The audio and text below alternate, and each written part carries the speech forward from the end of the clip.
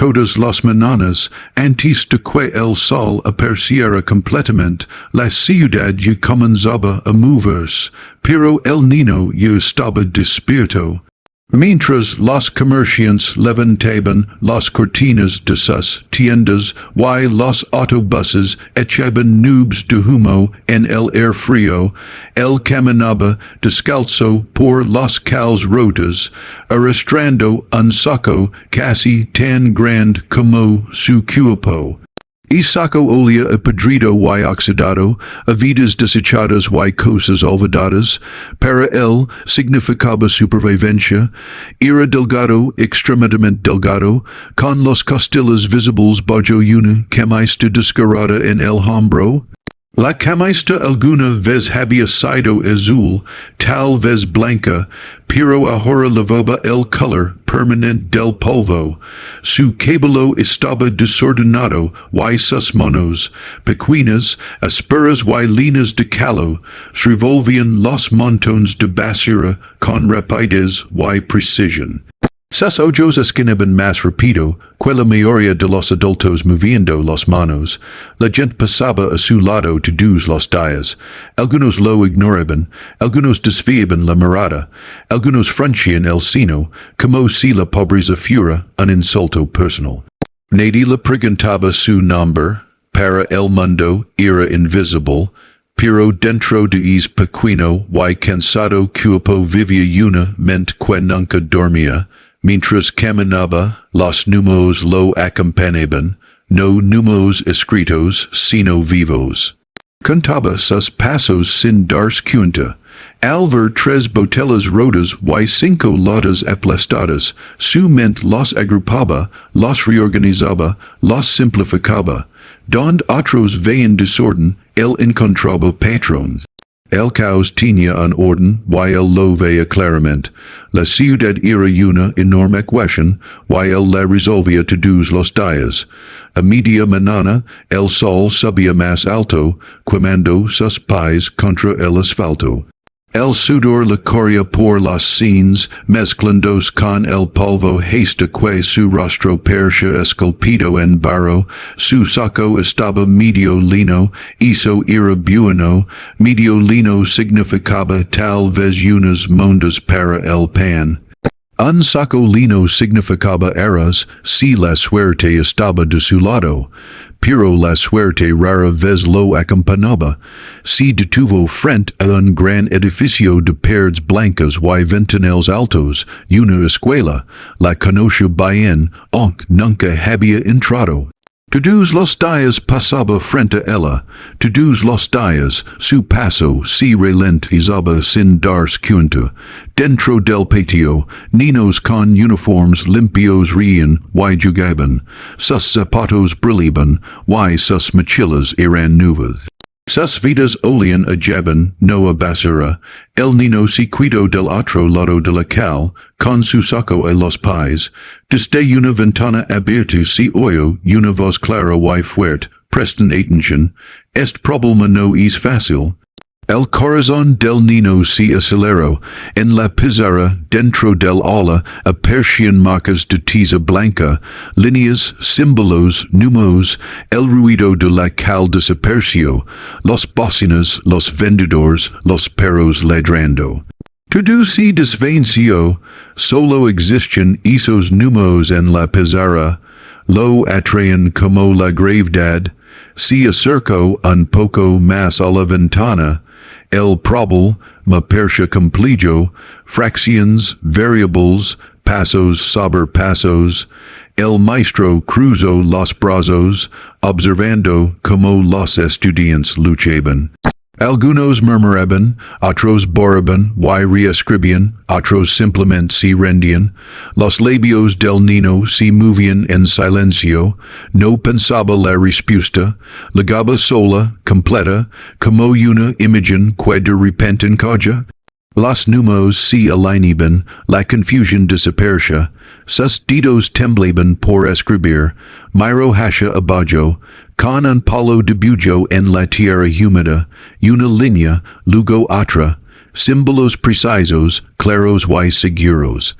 Trabajaba repito, con cama, guiado por algo más antiguo y sabio que él, en unos momentos se detuvo, la respuesta estaba allí en la tierra, simple, clara, final, sonrió apenas, sin orgullo, solo con reconocimiento, como si saludara a un viejo amigo. Dentro del aula, un estudiante suspiró fuerte, nadie pudo resolver esto, murmuró alguien. El maestro volvió a mirar la pizarra, y luego sus ojos se pasaron a fura, a través de la ventana via al niño. Descalzo, sucio, delgado, y mirando directamente el problema, el maestro frunció el ceño, su mirada siguió la línea de visión del niño, y bajó hacia el suelo a fura, se quedó paralizado, los números estaban escritos allí. Correctos, por primera vez esa mañana, la ciudad realmente se detuvo, y por primera vez en su vida, el niño, que todos ignoraban, estaba a punto de ser visto. Al día siguiente, el niño llegó más temprano que nunca. Su saco de basura seguía a su lado, lleno de restos que podrían venderse por unas mondas, pero su mente estaba en otra parte. El recuerdo de las miradas sorprendidas de la maestra y de los estudiantes del día anterior todavía lo perseguía. Por primera vez sintió algo que no conocía, curiosidad, y miedo. Curiosidad por lo que él podía hacer, y miedo a lo que los demás pensarían si lo descubrieran. El patio de la escuela estaba lleno de niños uniformados, todos ocupados con tareas y jugos. Algunos se ríen de él, señalándolo con la boca torcida. Mira al niño sucio, susurraban, que es aquí. El niño no respondió. Su mirada estaba fija en el aula, en la ventana por la que había visto el problema de matemáticas. Cada símbolo, cada número se reproduce en su mente, como si estuviera recordando un patrón que nunca había olvidado. Cuando la campana sonó, los estudiantes entraron corriendo. Él se quedó atrás un momento, respirando profundo, y luego, con decisión, cruzó la puerta de la escuela. Sus pies descalzos tocaron el suelo limpio del pasillo, y un escalofrío le recorrió la espalda. Nunca había estado tan cerca de un lugar tan diferente al mundo que conocía. Dentro del aula, la maestra lo miró con asombro y desconfianza. Tú, dijo señalándolo, quieres participar en la clase.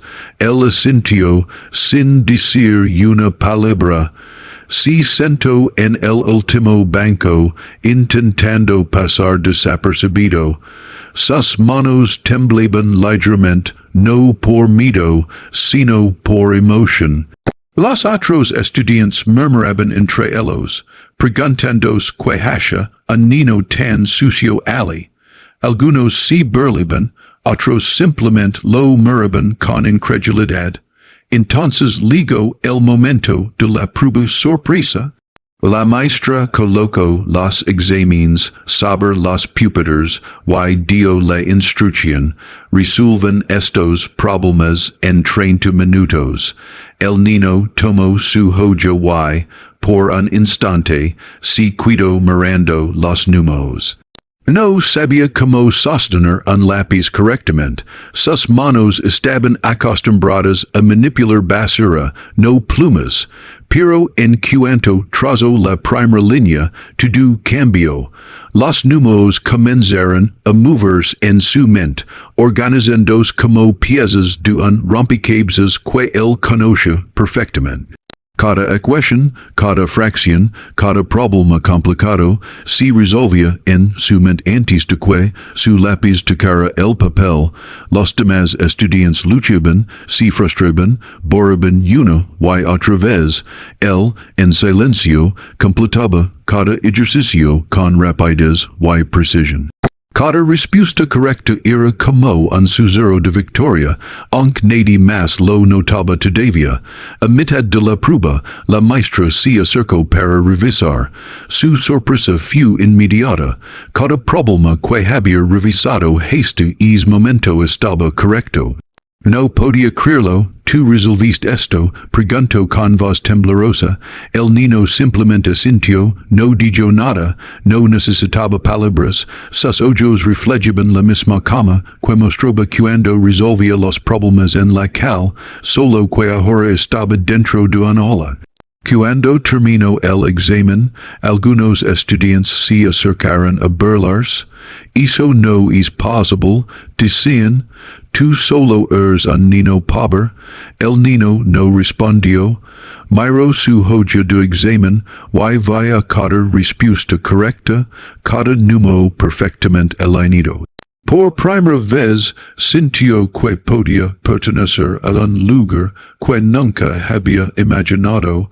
La maestra, todavía en shock, levantó la mirada hacia él con una mezcla de respeto y sorpresa. Algo cambió en ese momento, la manera en que todos lo veían, la manera en que él se veía a sí mismo. Ese día, nadie podía imaginar que aquel niño que recogió basura por los calles tenía el poder de superar a cualquier estudiante de la escuela. Nadie podía imaginar que su mundo estaba hecho de patrones, números y lógica, y que el mismo niño que parecía débil en realidad era un genio escondido entre el polvo y la pobreza. Cuando la campana final sonó, el niño se levantó, recogió su saco y salió de la escuela. Pero esta vez su paso no era temido ni inseguro. Caminaba con una nueva confianza, con la certeza de que su talento podía abrir puertas que antes ni siquiera sabía que existían. Y así, mientras los demás regresaban a sus hogares, él pensaba en los números que bailaban en su mente y en el futuro que, finalmente, comenzaba a parecer posible. Los días siguientes cambiaron la rutina del niño para siempre. Cada mañana llegaba antes a la ola, su saco de basura todavía a su lado, pero ahora con la cabeza erguida y la mirada fija en el mundo que se abría ante él. Ya no solo observaba la escuela desde afuera, ahora participaba, resolvía, impresionaba. Cada problema que aparecía en la pizarra era como un viejo amigo saludándolo, un desafío que él sabía dominar. Los otros estudiantes comenzaron a notarlo. Al principio fueron susurros, vist cómo resolvió el problema. Es niño sucio nos está ganando. Algunos lo ignoraban, otros se burlaban, pero nadie podía negar lo que veía. Las respuestas del niño eran siempre correctas. Lo que antes parecía imposible ahora se resolvía frente a sus ojos. La maestra, por su parte, estaba fascinada y desconcertada a la vez. Nunca había visto algo así. Cada día que pasaba, su respeto crecía.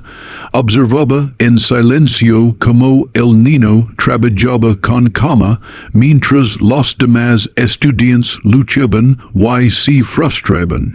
Había algo en su manera de mirar los números, en cómo los entendía sin esfuerzo, que parecía sobrenatural. Un día, la escuela organizó un concurso de matemáticas para toda la ciudad. Participaban estudiantes de todas las edades, algunos con libros caros, tutors privados y materiales que el niño ni siquiera podía imaginar. Cuando anunciaron su inscripción, muchos murmuraron, el repiro no tiene libros ni uniform, debe ser una broma. El niño solo asintió y siguió preparándose en silencio. No necesitaba libros. los números y vivían en su mente. Cada fórmula, cada operación, cada problema estaba guardado en un rincón invisible de su memoria. Lo único que necesitaba era un papel y un lápiz. El día del concurso ligo, la sala estaba llena de estudiantes con rostros confiados, orgullosos de su preparación. El niño entró con su ropa gastada y ocupó un asiento en el fondo. Sus pies estaban descalzos, y algunos participantes lo miraron con desprecio, pero él no se inmutó. Su mente estaba concentrada, su corazón tranquilo. Cuando comenzaron las pruebas, la tensión se hizo palpable. Los demás estudiantes escribían con rapidez, algunos sudando, otros mirando nerviosos los relojes. El niño comenzó a trabajar con calma, sus dedos dibujando números precisos en el papel. Cada problema que se le presentaba era resuelto con una velocidad y exactitud que desconcertaba incluso a los más inteligentes. Minuto tras minuto, los rostros confiados de los demás se tornaban tensos. Sus expresiones de seguridad se transformaban en incredulidad. Nadie podía seguir el ritmo. Nadie podía entender cómo un niño pobre, descalzo y sin libros podía resolver problemas que habían costado semanas de estudio a los demás. Finalmente, el concurso terminó. Los resultados comenzaron a contarse, y cuando anunciaron el nombre del primer lugar, toda la sala quedó en silencio. El niño que nadie esperaba, el que todos habían ignorado, había ganado. Su puntuación era perfecta, un logro que parecía imposible para cualquier estudiante. La maestra, el jurado y todos los presentes se levantaron en silencio. Algunas lágrimas de asombro y emoción aparecieron en los ojos de los adultos. Por primera vez, la pobreza, la ropa rota y la vida en la cal no importaban. Lo único que contaba era su talento puro, innegable, y la forma en que había brillado ante todos sin pedir nada a cambio. Después del concurso, la directora de la escuela tomó una decisión inmediata. Se acercó al niño y le ofreció apoyo completo para su educación, libros, uniformes, clases particulares y oportunidades que hasta entonces le habían sido negadas. El niño aceptó con humildad, sin palabras, solo con la mirada brillante y agradecida. Esa tarde, mientras regresaba a su casa, su saco vacío a un lado, sintió algo nuevo, esperanza. La misma ciudad que antes lo ignoraba, ahora comenzaba a verlo.